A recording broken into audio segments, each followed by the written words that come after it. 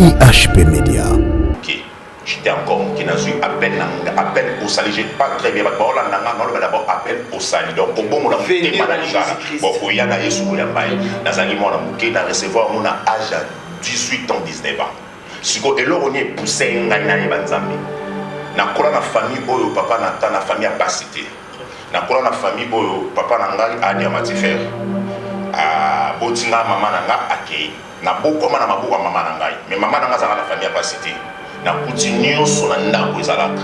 Donc papa na tanga na pengé loko moko to évangile pour na pas cité. To évangile pour to za na appel authentique. To évangile pour to épuiser ba to épuiser bandini. Mais tu es évangile pour toi un appel authentique, appel ya solo. Et comme ça là que na esikato kola, bana moto zali na ba on anda ko bazali na sorcellerie. Dans un certain moment tout le monde na makambo komi ko bloquer et tambola li susute makambo et marcher li susute. Makambo zo simba te to zali bana mike to kola na bango. Mama leki na biso akomo luka nzambe parce que on est makambo ko me ko kangama. Un jour alala a vu vision que na IHP Média. Tenda kuna biso tozana bano babengi les enfants aussi. Ya mwazo mona ngana kata domaine na délivrance na miracle na zama kasi parce que na yekoli ya mono na ndako na biso avant na bima libanda. Osala mo pina na kata musala. Bazali bana mo bazali bandoki. Tango azui vision. Ayebisi biso ke bana bano to vandisi bana wana babike bana kindoki e bangisa ndako mobimba. Ndetinga biso to kima na to ki oluka nzambe na kata église. Je na pesi mbote lisusu na bande konyo so ministère les gagnants dans et ça na banda na siki ezesika wapi on ngabya na bongola motema et pe asona notre fait kala la pananji la tika biso ça kenda déjà de ce que tant to ibongo to kimi na kata église ne à partir ya église de sika na bongola motema tant na bongoli motema na bandi ko exercer na kata église na bandi ko exercer le rôle la sécurité na kata église. Après sécurité na comme intercesseur na kata église. Après wanande siko prophète moko auta Ghana. Je me souviens encore ils avaient en 2003 auta Ghana.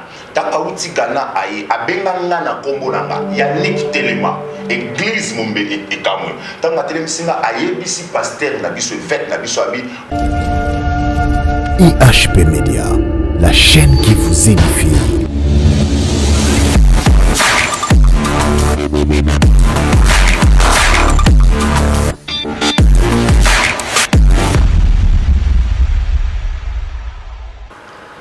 Shalom peuple de Dieu, les amoureux de la grande chaîne IHP Média. Oui, madame, on a émission à Mokolo, émission à Bissou à Sika. La solo kokutani ya Bissou na bino ezalaka kaka pona bit moko. Ezali pona ko édifier, ezali pona sango malamu na kolo ya solo et matali susu. Yorlenge Bible de Bissou. Allez partout dans le monde, prêchez la bonne nouvelle et faites de tout le monde mes disciples, ainsi parle le Seigneur. Alors, aujourd'hui, je suis passé sur ce plateau, je suis avec un serviteur de Dieu, avec un prophète de Dieu, à la personne du prophète Bin Bishima, à qui j'ai dit Shalom. Shalom, Papa Nata. Boni, santé. Kimia, Nangolo Nzambe. Boni, Libota Mobimba, Bana Nzambe. Bana Nyoso Bazabia, Libota Mobimba, très bien, et l'église a très bien Nangolo Nzambe. Merci beaucoup. Yamboto les gars de Samou Papa, en tout cas, tel là, auditeur Nabiso, internaute Nabiso, Pesambote, Namomi Bali Misato, Bazola Nabiso. Na Pesimbote, Bisika Nyoso Bozwami, Obozuli Bakumala Muyolanda Biso, na HP Média, et pas Papa Nata, Bisika Nyoso Bozali, Nzambe, Azana Bino, Pena Pesimino Mbote, Shalom, Nakombona Yesu Masia. En tout cas, merci beaucoup. Le lengi bible le bin biso biso ba to ponanzela nkolo to koki ko bandate sans que tout en kolo na les bandeli parce que c'est lui alpha et oméga. Kumba biso na losambo. Merci, merci Papa Nata, to samele sikato zwami. Éternel to pesio merci parce que vous en mettre à temps et à circonstances. Yo mo to permettre biso tous à encore à vie et tous à la sélectionner parmi les vivants. Totiki émission nyonso koleka na se loboko na yo totiki pe bato nyonso bakolanda biso na se loboko na yo salela biso bolamu to vivre ngolu na yo na kombo na Yesu Kristo amen. Amen. En tout cas, tous homicides sur le coup, mon penkemo et pas une yemo qui est une nyonso. Il y a solo ceux qui tous allient pour tous allient parce que yende à l'inga qui était tous à la boye. En tout cas, c'est une grâce. C'est quoi une grâce? C'est une grâce, Ezali, il y a solo faveur, mon corps imméritée.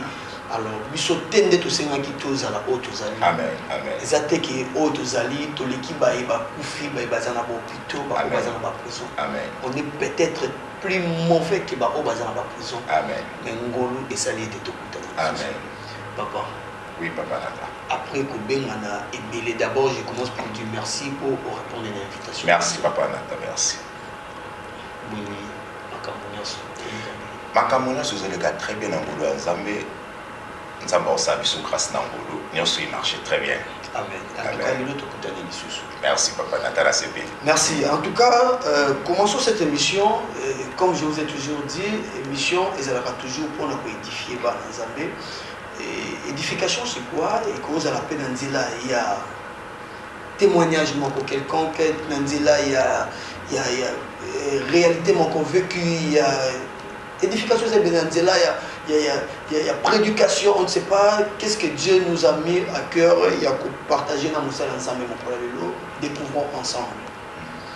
Papa Nata. Les lots aux prophètes. Comme qui comme aux prophètes, tu en as. Ils ont créé un problème dans la démocratie. Très très bien, papa Nata. Ils ont créé un problème, ils ont créé un scandale dans les dégâts. Scandale dans les dégâts. Au Matissé Moussouli. Dans Matissé Moussouli. Ah! Je suis beau, n'habité. Votre vrai nom, c'est comment? Comme on a Yannick. Yannick, ils apprennent non nanga. Non nanga, ils a Sunda. Poste non nanga, ils a Bilouiki. Bilouiki. Ok. Parce que comment il y a Bin Bishima. Bin Bishima. Merci. Bilouiki. Na longoli kaka Luana, na longoli U et K na Iwana. Yangwani za Bin, na Katiora Bin. Bishima, yana ngomo luba. Védur, miracle, likam. Donc, il y a une zamba sala, sala, papa Nata, c'est une grâce. Yangolu. To senga ki amote mais nzambe ne mutape sa ngolu. Bibelo binanga azana ba na ba ngolu ou ya sala babaki. Donc même esprit mais diversité ya misalo nzamba chekati na biso donc diversité ya ba don. Donc eza ngolu nzamba salingai. Le nom de Bishima. Et ya qui pas na yoto ba pesa ki ba pesa yango to mo bi pesa. Te le nom de Bishima ngamo na mi pesa te eza ba pesa ki nga yango. Parce que ba pesa yango avant qu'on soit prophète, après qu'on soit non, avant qu'on soit prophète, après qu'on soit prophète. Parce qu'avant qu'on soit prophète, nous avons le roi frère Nios sur Atonios. Nous avons dit que nous recevoir Christ. Nous avons dit que nous avons fermissement. Après, nous avons fermissement, nous avons continué avec le code des ministères. Après, on attend que nous avons consacré, nous avons ordonné, nous avons comme prophète. Et Bishima ezanga mona mipesate misala o bato ba no mona nzambe o sala kati na ngaba miracle ndi bato ngate il faut qu'on te pese Bishima ya solo papa. Alors en étant frère Yannick comment Bishima on les a quittés parce que moi je vois dans la Bible oui nzambe sera ya so muto bongo le motema ya solo kombo changeaka amen ndenge tout monde qui sol de Tarse pour le béni Paul amen Zamabaki, non, total net de solo à Pierre.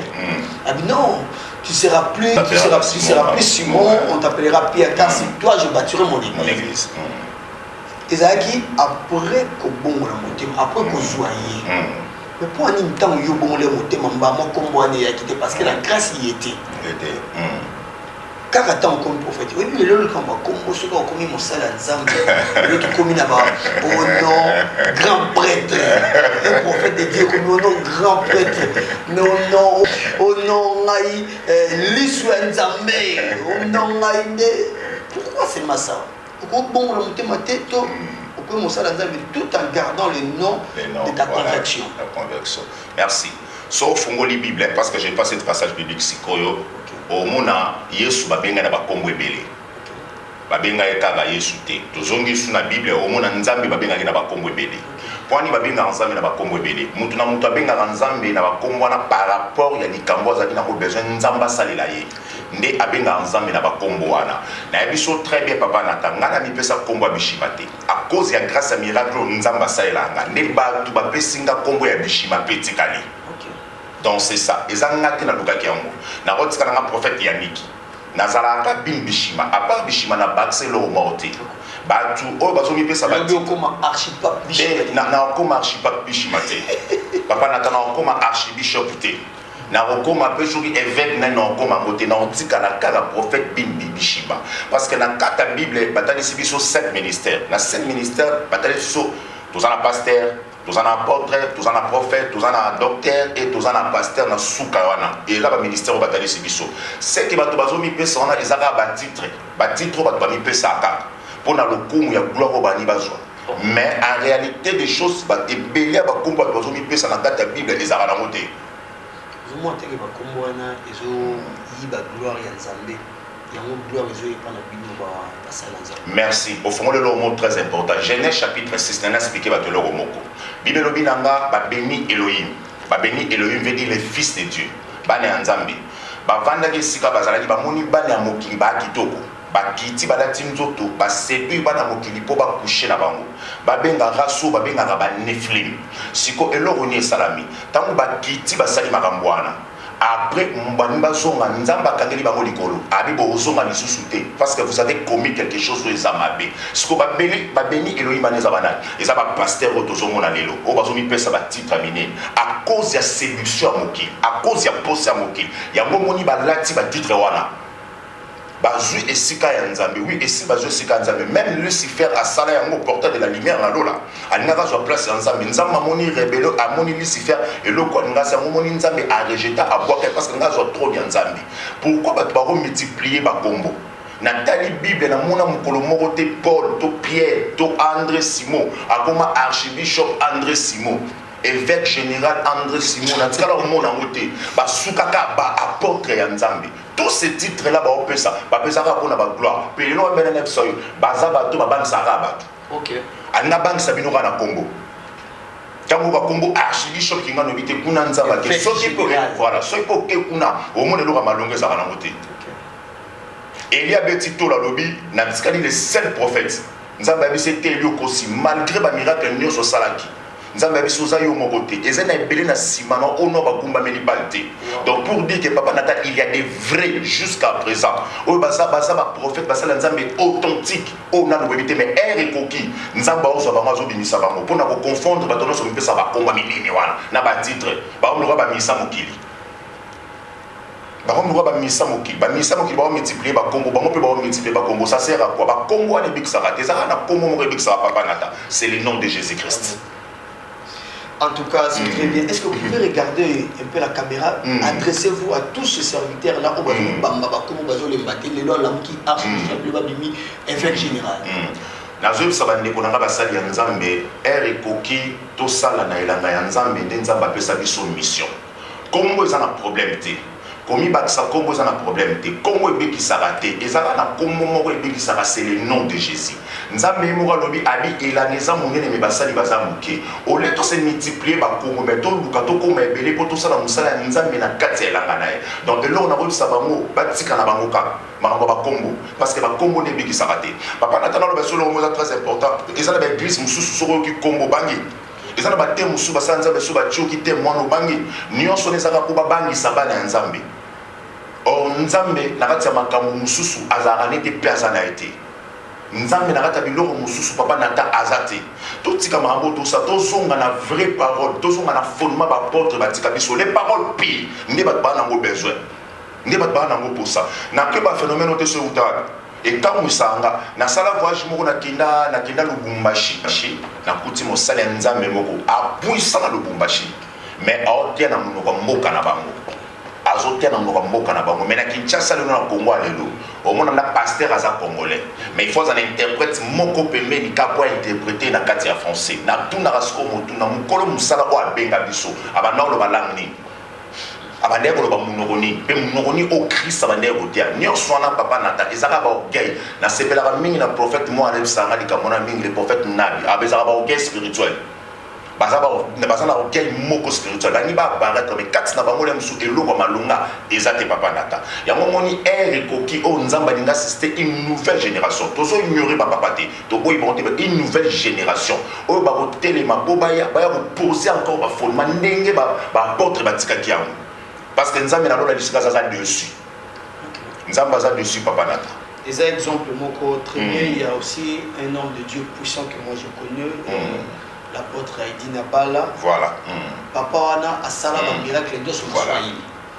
Tout ce qu'il faisait, Voilà. même à Kena Fumsidorté, pas miracle et ça. En tout cas, c'est très bien. Je ne sais pas, voilà, tout bien mon immunité dans le cœur. Ah, papa, Nata, je ne sais pas, là, je suis le bureau. C'est très bien ça, papa. Ça m'a bien rendu. Vous allez rappeler, vous allez rappeler la Mokini, tout ça. Comment était ton appel? Merci, papa Nata. Appel dans la Géongo, na Ajamouké. Tout ça a différence. Appel au Nazu, na ministère, na appel au Nazu au Sali.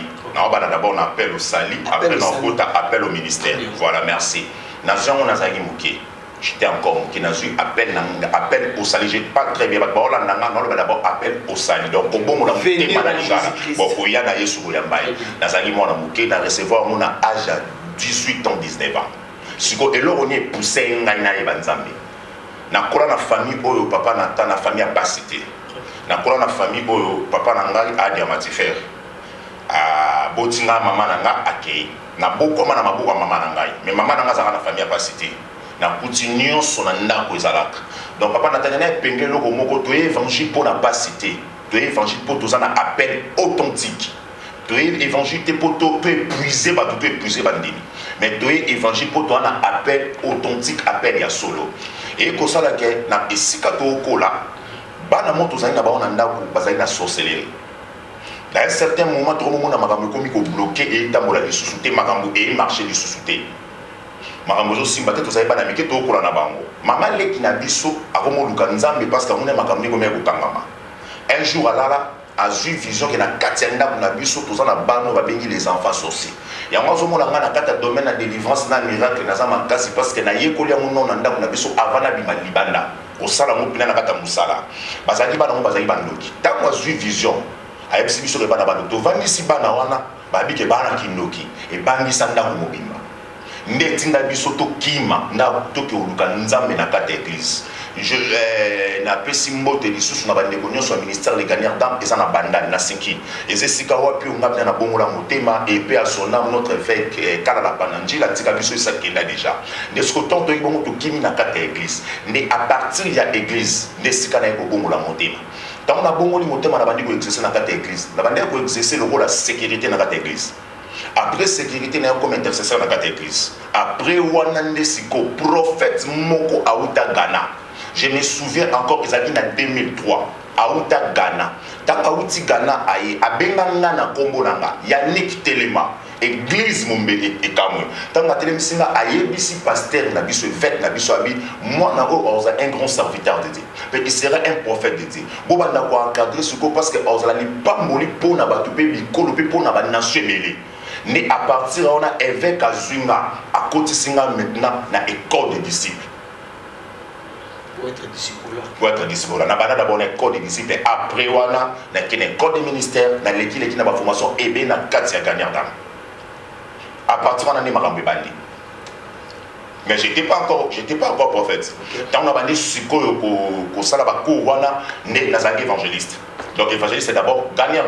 Mais on a un département évangélisation. On a un département gagnant. Mais même si on a un intercesseur. Dans le discours, il y a évangélisation. Il y a évangélisation. Ne malembe. Ministère et bandi kotalisa. Et par là, il faut consacrer, il faut ordonner comme prophète. C'était à quelle année? Ah, papa, Natasson a appelé ça un orgueil. C'est là que on a un prophète, on a un orgueil. On a une espérance, il y a le ministère, ma casse d'orgueil. Vous avez, en regardant comme ça, vous êtes trop jeune. Trop jeune, oui.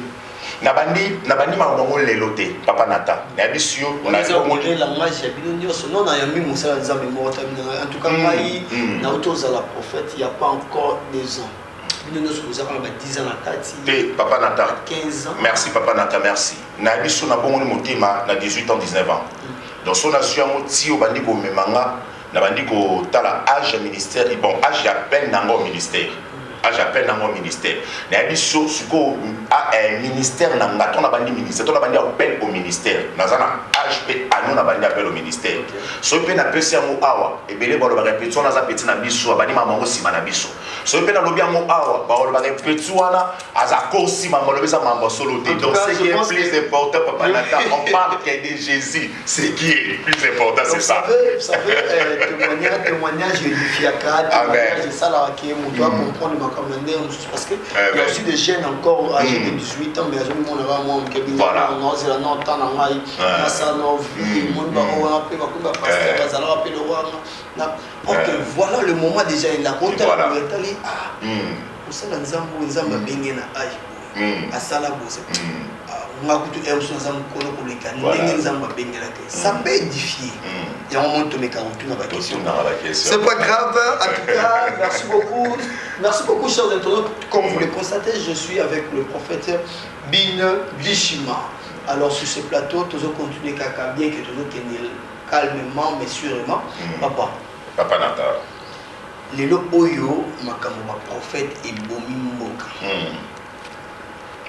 Nzambe apesholika vous l'avez même dit apesi bino ofele bino pe bopesa ofele lelo okomi on dirait côté kaba miracle mutu aza na pasi abengi yo po azwa directive parce que yo tende mokolo lika yo tende mokolo miracle mutu aza déjà na pasi abengi yo par rapport ya pasi ko aza na yo bandimba moko au nom Tindana nous 55 sacs à l'os, tout le temps bon fait les miracles n'est où t'es dans le samba banawana. Je ne sais pas pour la question que vous dire par rapport au comportement. Merci Papa Nathan.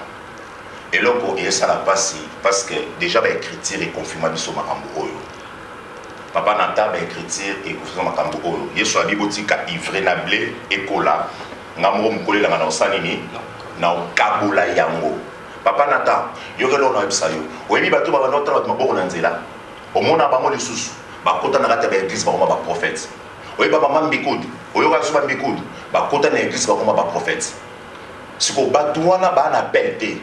Mais ba ye na ba intérêt personnel na bango. Siko lokwa ba na ba intérêt na bango. Ba osala musala nzambe ndenge sengité. Na sala verset mon na Bible kiminga ba lo bango na Esaïe. Ba lo ba ba bisi mokonzi pesa biso ka robe na yo. Tolata. Même les salés à la carrière du saut. Ce sont des genres de personnes. Na web saka batu baola nanga di ban namboka nini. Donc ba mitu misama na bango te. So okuta na jara prophète abongo yeba gaza apelete. Aza apelete nzamba bengete parce que soki nzamba bengiye eloko liboso d'abord il faut ba na kosala musala ya nzambe. Nzambe ye moko na récompenser na musala kwa zo sala. Ya mi bale papa na taba musupe bazaki na appel à nzambe mais baza séduit à cause ya place ya mokili.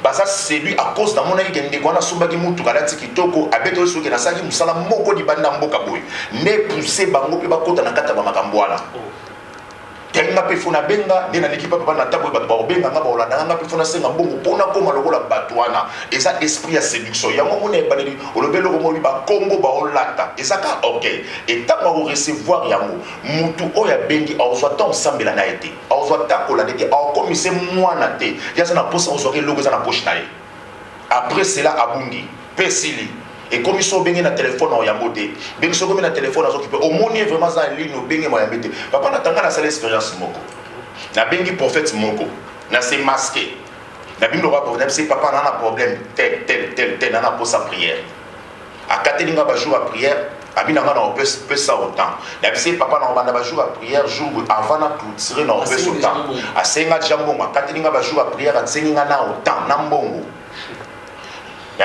Avant de clôturer prière, na omemelo mbongo na yo. Papa na tailo ni na mona. Na beke to bando sambela na ye. So na bengiye, absinga sambela. Na on rappelé après.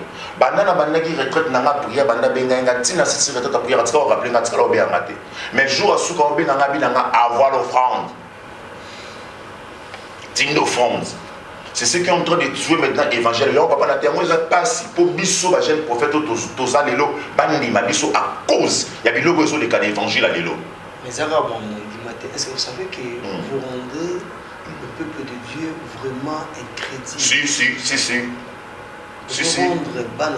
Et là tout le monde ko yazana foi azali non azote paté par la ronzi. Parce que aïe pour azala conduit. Par yo mosala mbalamo au salelo moi bon. Est-ce que vous croyez que mutabon article la pensa persévérant na maman Nzambe? Article la persévérer na maman Nzambe était papa Nathan na biso déjà botika ivre na blekol. Mokole la nga okata. Pe mikole ko ya boye ba pe bo reconnaître banani bazaki ya lokuta pe banani bazaki ya solo na misala na bango kaka.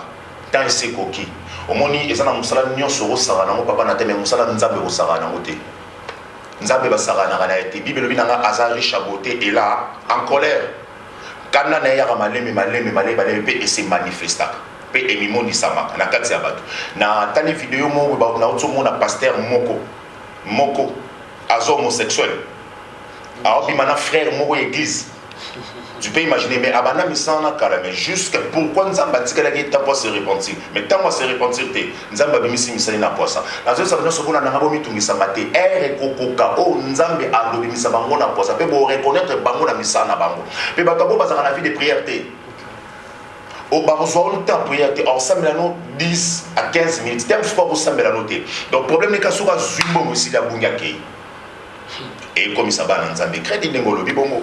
Et selon la foi qu'on dit qu'est-ce qu'on doit faire? Parce que Nzambe Mende a dit ivre na blessa nini et coller sikamoko. Parce que vous en étant au salon Nzambe, tant on y a au problème et manière qu'on s'ala, on consultait toujours au salon Nzambe, les sages. Donc c'est ça. Alors tout ça nini, binos qu'on a comme on a pour vivre, qu'est-ce qu'on peut faire? Pour s'en quitter la boulot, on se va dans Nzambe, bagno comme mingi. Bagno comme bibi. Alors ça nini pour pas s'en quitter. Dans le bilan, on a des parties, on a des volets papa nata. Dans le bilan, on a un volet spirituel, un volet physique. Merci. Dans le volet physique, on a le baboué. Tous en a professeur religieux, religieuse à RSC. Tous en a représentant les gars Nabiso, évêque général Azali. Commission Nini Boya Kocha à place pour bakanga des faux serviteurs de Dieu au fin de sa Congo et Nzambe dans Boko Congo. Limbisanga papa nata, souris Zagate Togo et la pouvoir. Il faut que évêque président, il faut que évêque président, et là on y va pour l'église de réveil. Nabilo on y se sokoma. Ya mi balé papa nata pour na kota l'aspect physique, na aspect physique. Au moins na moko, ayi nzambe te. Ayo ko nzambe sika, mais au benga lé batata mukolo ya mboka oyo. Ayo consacré to ordonné. A 7 000 $, 10 000 $, 2500 $ apprécié. Tata zo ache mafuta. Abi lui c'est un serviteur de Dieu. Lui c'est un roi de Dieu. Aujourd'hui, moi, j'ordonne à cet enfant. Parce qu'au moins, on a le but d'ordonner ou c'est à Dieu d'ordonner. On a son consacration. C'est comment on va ordonner, on va consacrer. Alors, ça, mais la bonne, on s'appelle ma fouta. N'est-ce pas la Bible et la façon que le prophète Samuel a cela qui n'est pas David. N'est-ce pas prophète parce que la Bible na 16 alliances na tangwaka. Papa na tababi, ba wana ba prophète, ba non s'appelle ma fouta pour na consacrer pour ordonner bango. C'était un peu ça. Ce que tant on consacrer bongo, moi on a qui n'a fermé ces matés. L'aime soit bon la monter maté. L'aime soit zara noki. Mais tant que tata na chema fouta et tant on compte na terre abandi ba dégâts au monde siko a. Siko mundna salé bilo représente papa na s'appelle ba parce que biso ba otolo ba nini papa nata. Non, là vous donnez tort à vos pères de la foi. À quelque chose, je vais dire cela. Pourquoi papa nata? C'est là papa nata. Pourquoi dans le bibongo, la Bible, ceux qui policiers, tous soldats, à Salim Meba, nous conduisons Sani, à ordonner Basani, Bakanga policier wana, na Meba Oya Sani. Pour en être une église de réveil, ceux qui prophètent Mouba Sani Mabé, Bakocha commission mon côté, et là de la Rabasali wana. Volet physique, allons-y volet spirituel. Bon, volet spirituel en Polo, Eza papa nata. Tokomi Nathan Souka. Tokomi Nathan Souka, Jésus revient tellement bientôt dans ce savant de bonheur, on va faire très attention parce que Jésus revient déjà bientôt. Dans le volet physique, dans le volet spirituel, il y a risque, il y a mon où il se continue à 4 évangiles pour détruire ces mal évangiles. Il y a des vrais prophètes authentiques basali. Mais diable a dit Kazaka, on a un serviteur pour nous côté na chanza, mais pour nous décourager pas les nzambe.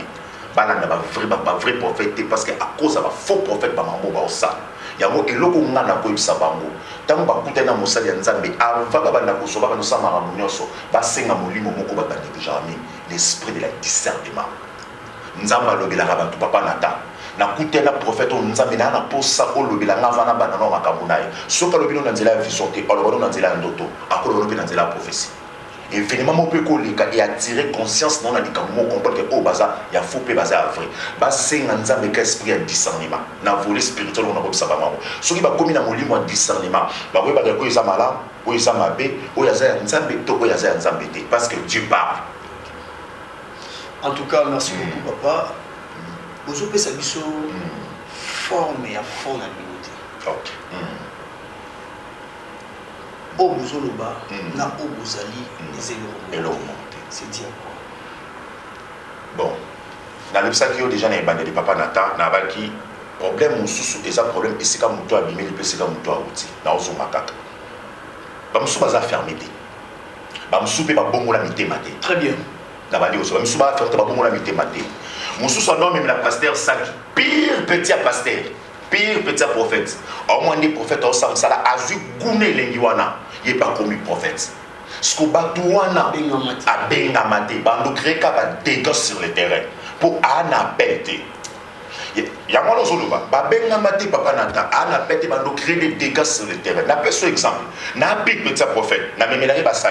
N'a pas petit prophète dans un prophète. Non, on a des prophètes au Samisal. Mais le quoi n'a bengamité, n'a pas non commettre erreur. N'a pas ce simplement quoi. Pourquoi Élisée a primé la guerre, les doubles poissons qu'ils n'ont pas élu? Géasi aussi avait demandé ça. Géasi heureusement parce que Géasi a été pidique. Géasi n'a pas ça désir à biloko mokili. Yamo Élisée a talié la mise sur molimo bina roti la Géasi biloko te. Parce que ana pour ça pour recevoir au moins n'a soit pas élité. Mais ana pour sa richesse. Yamo monita nama naye. Abi quoi cette fois na mal obika. Ya la ni nama na bi moko za lobi pesa na biloko na yo. Dans la 4 évangiles il y a les loba to bazo mona loba ça ba Géasi. OK. Les prophètes Géasi. Merci au Pessinga témoin en terre. Il faut la terre. Je parle sur les prophètes Géasi. Eh ben prophète Géasi. Nous n'avons pas mon papa n'a c'est loco. Il a révélation dans ce des prophètes Géasi. Donc bah il pour na désir na pour ça. Bah zora biloko ça na maboga ba pour na intérêt na ba mais et l'eau mo ba bo sanate. Au cours recevoir l'eau na maboga. Attention, l'onction est transmissible. Oui, l'onction est transmissible, mais qui n'a pas réussi l'onction. Tant que les gens ont fait qu'il y a une onction, il y a une onction. Jusqu'au point qu'il a confié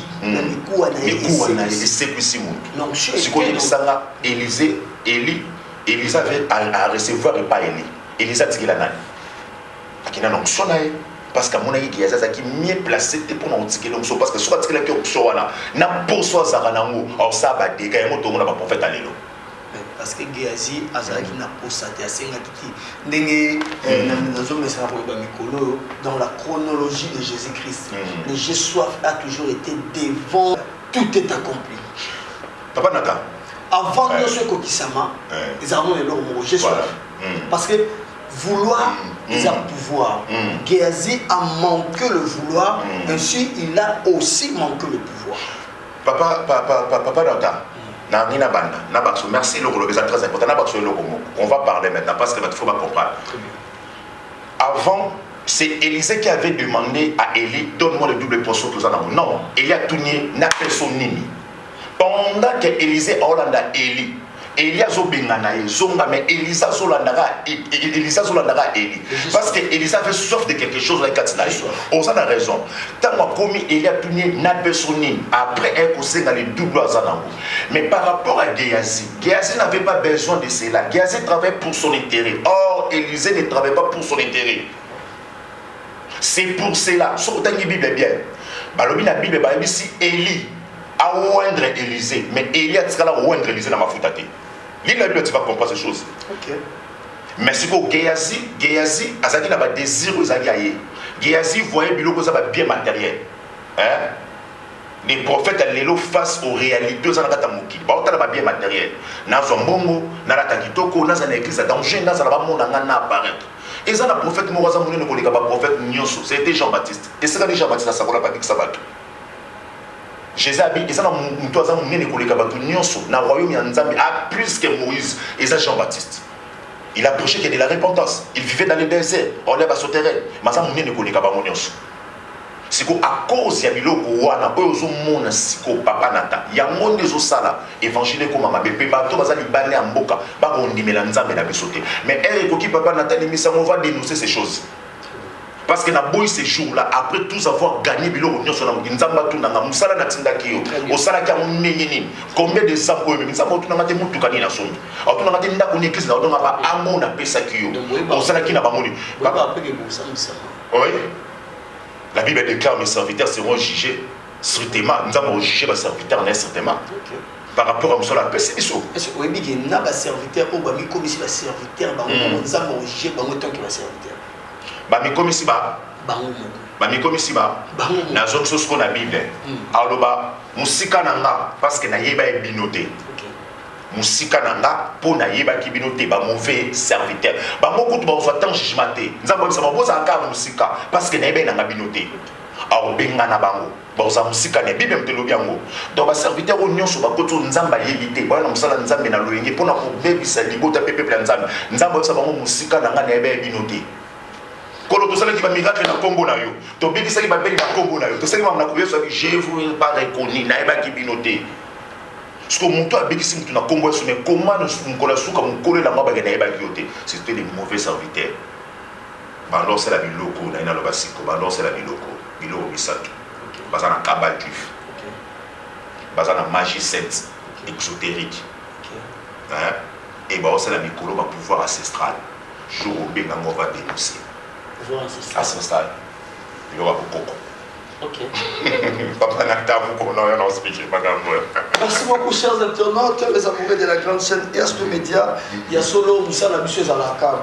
On est là juste pour faire parler Kobimisa. Il y a solo Maï Oyo et Bon Mamikati Basale Nzambe, juste pour nous édifier. Comme on a toujours dit, ESP Média, c'est une grande chaîne, la chaîne qui nous édifie, nous tous. Donc, c'est pas seulement pour vous édifier, mais nous aussi, tel que moi là, je suis impatient au Lobo Misato. Cabal de juif, ni sur magicien. Pas un magicien, tu es côté exotérique. Après, tu as un pouvoir ancestral, il y aura beaucoup coco. Merci. Salangas qui est le prophète Bishima. En tout cas, merci beaucoup. Nous sommes arrivés vers la fin de cette émission. Et merci pour la fidélité. Merci en tout cas pour vos conseils. Merci pour le commentaire. Nos numéros sont affichés au bas de l'écran. Appelez-nous, ce que l'on mot SPC Binoté. Bon, mais vraiment, comme on est là, on n'est pas parfait. Tout ça, écrivez-nous et on sera là toujours pour perfectionner cette erreur. Après, nous sommes arrivés vers la fin de cette émission. Et message,